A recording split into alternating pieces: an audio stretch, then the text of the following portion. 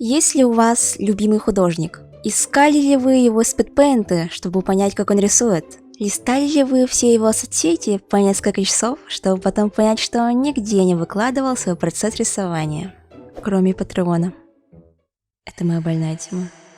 Так вот, если так вышло, что я ваша любимая художница, я буду рада вам показать свой процесс рисования поэтапно.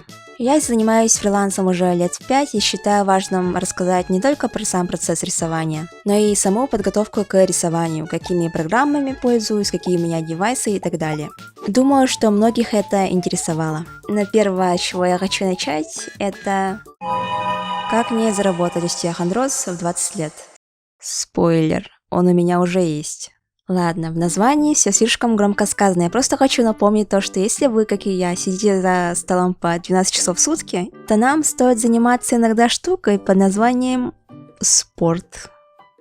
Хотя бы его малейшим проявлением, как вот эти тренировки, которые я вам покажу на экране. Во время работы я в основном разминаю шею и руки. Кисти рук тоже нужно разминать, а то тогда туннельного синдрома будет недалеко. Работа работой, но стоит иногда уделять время своему телу. Просто лишнее напоминание. Второе, что я смотрю на фоне, когда рисую. Не менее важная тема, не рисуем же мы в полной тишине. Есть 4 категории того, что я смотрю. Первая – музыка. Я слушаю почти все, вот первые песни из моего плейлиста. Еще я недавно узнала, как называется жанр музыки, которую я ставлю на фон своих видео. Называется он Силе. И с этим жанром очень много плейлистов оказывается. Второе – True Crime и все жуткое. Люблю каналы по типу Луны Янки, Агаты Кристи, Насти Джексон и тому подобное. Это иллюстрация того, кем вырос ребенок, который раньше смотрел теории по ФНАФ и читал крипипасты. Третье. Стримы по играм и летсплеи. Смотрю прохождение по интересующим меня играм, либо стримы, в частности, по Валу и Лолу. Четвертое. Сериалы. Но тут все понятно, я тут покажу свои рекомендации. Из недавно просмотренных могу рекомендовать сериал Пен 15, читайте это слитно. По моей памяти это единственный сериал, который показал жизнь девочек-подростков реалистично. Что ж, можно сказать жиза. Еще я тут покажу менее банальные рекомендации, но скажу, что большинство из этих сериалов не закончены. Третье. Девайсы для рисования.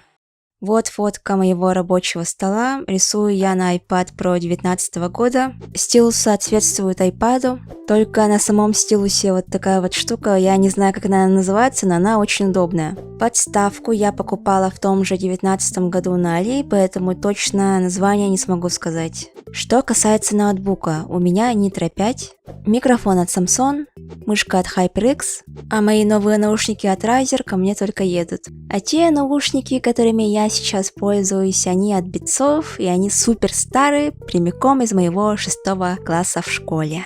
Получается так, что я смотрю видео и листаю соцсети через ноутбук, а рисую таким образом на iPad. Четвертое. Программы.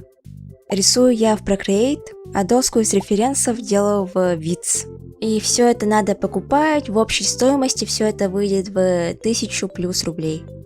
Пятое. Параметры холста. Для меня это будет сложно озвучивать, поэтому я просто сделаю запись экрана, где я делаю холст. Но дам маленький советик. Если вы рисуете в Procreate, то, пожалуйста, объединяйте все слои на старых работах, потому что это занимает треть вашей памяти на iPad. Шестое. Кисти. В основном пользуюсь кистями, которые уже есть в проге, но есть несколько скачанных. На них я постараюсь оставить ссылку в описании.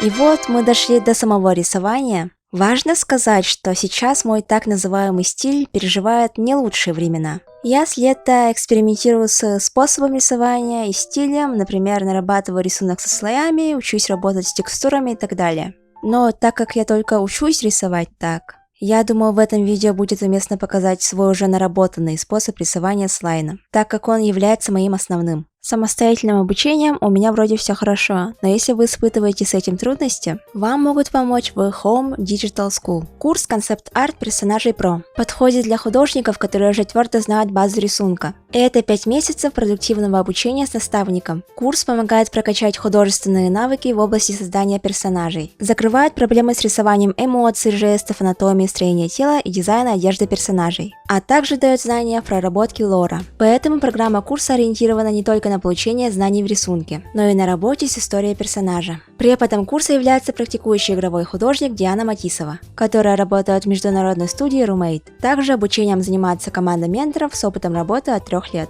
Только практикующие художники. На курсе очень много практики. Вы создадите проект из 3 готовых персонажей одной вселенной и около 100 скетчей и рабочих рисунков. У вас будет более 40 часов практики и сессий с куратором, где вы обсудите вживую непонятные темы и получите фидбэк по работам. На каждом этапе вас будет сопровождать куратор, который ответит на любые вопросы и не оставит вас наедине с трудностями. За время обучения вы сможете получить не только знания, но и возможность практиковаться на реальных заказах. У школы есть своя биржа, где команда создает реальные заказы, чтобы была возможность обучаться и зарабатывать одновременно. ТЗ составлены по принципу заданий для работы в студии или на личный заказ. При этом автор лучшей работы получает денежное вознаграждение. Это система мотивации для студентов, которая помогает взять первые заказы для портфолио и преодолеть страх перед работой с ТЗ. Также действует акция. Для тех, кто хочет начать путь во фрилансе, есть бесплатный гайд по продвижению от куратора школы по ссылке в описании. В гайде собрана вся необходимая информация о том, где искать заказы и как продвигаться в соцсетях, а также все об особенностях оформления портфолио. А использовав мой промокод, вы получите 20% скидку на курс и бесплатный гайд по продвижению в подарок. Все это вы найдете по ссылке в описании. Способ рисования. Первое. Поиск референсов. Всегда ищу рефы в Пинтересте. Если что-то не знаю, как рисовать, все иду смотреть там. А рисунками других художников вдохновляюсь в Твиттере, иногда в ВК. Второе. Скетч. Перед рисованием основного скетча я делаю быстрый набросок за пару секунд, максимум за 2 минуты. Этот первый набросок помогает рисовать основной скетч, так как ты уже знаешь, где какая часть тела будет находиться. В самом скетче я рисую персонажа голым, это помогает лучше выстроить позу. И только после этого поверх голого тела я рисую одежду и другие аксессуары. Может, кому-то покажется, что это слишком муторно, но этот способ для меня самый оптимальный. Легче понять, где будут складки на одежде, чем сразу рисовать персонажа с одеждой. Третье. Лайн. Он у меня не такой сложный, рисую все одной кистью. Под конец делаю такие штрихи, как затемнение складок на одежде, еще частей тела, как соединение головы с шеей, полости рта и так далее. Штрихи больше делаются интуитивно, в зависимости от того, как я захочу видеть рисунок в финале. А когда начинаю красить рисунок, делаю внутренний лайн цветным, но штрихи остаются черными. Лайн я считаю самым заметным проявлением своего стиля. В нем я показываю всю геометричность и остроту в своих работах. Но это уже тема для другого видео, вряд ли я тут смогу показать все особенности своих работ. Но если вы хотите, чтобы я такое видео сделала, то пишите. Четвертое. Покрас.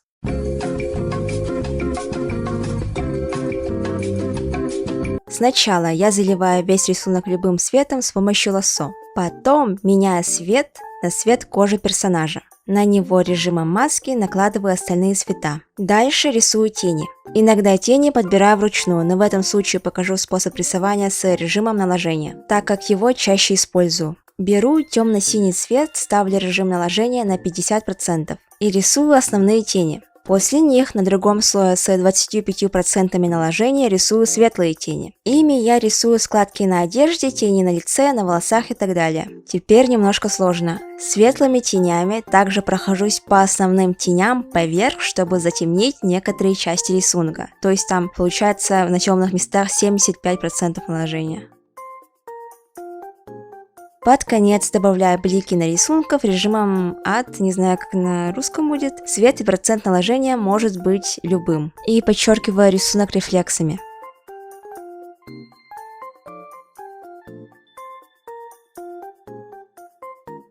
Пятое. Эффекты для рисунка.